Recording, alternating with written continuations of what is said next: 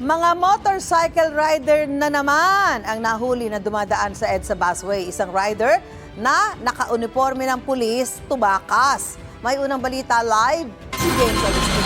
James.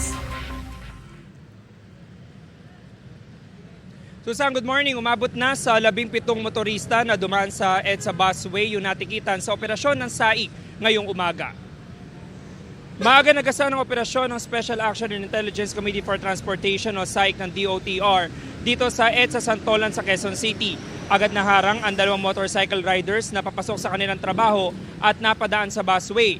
Mayroon namang rider na nakasuot ng uniforme ng pulis, pinapara na ng mga operatiba pero tumakas. Habang ang magkaangka sa motorsiklo biglang nag-counterflow sa busway nang makita ang SAIC.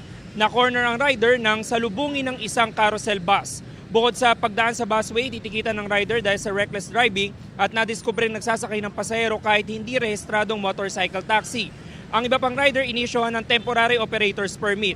Kinakailangan nilang bayaran sa tanggapan ng LTO ang multa na aabot sa 5,000 piso para sa unang paglabag. Napadaan ako kasi mamadali lang din. Trabaho kasi, traffic eh. Pero alam niyo po bawal? Pero mabilis. Alam ko naman bawal. Sige. Nahipit lang, di makabalik. Binabaybay ko yung ilaw eh, hindi ako makabalik eh. Natatakot ako mahuli sir. Tinutuloy-tuloy po yung operation para matuto po yung mga violator. Kasi risky po sa kanila pag dumaan po sila sa busway. Magkukos po sila ng accident sa mga Dragon po natin. So maantala yung mga bus natin at saka yung mga pasahero.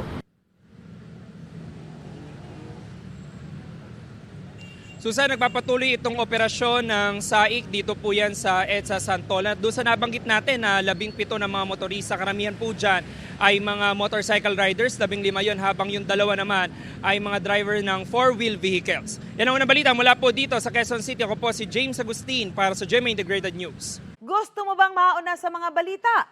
Mag-subscribe na sa GMA Integrated News sa YouTube at tumutok sa unang balita.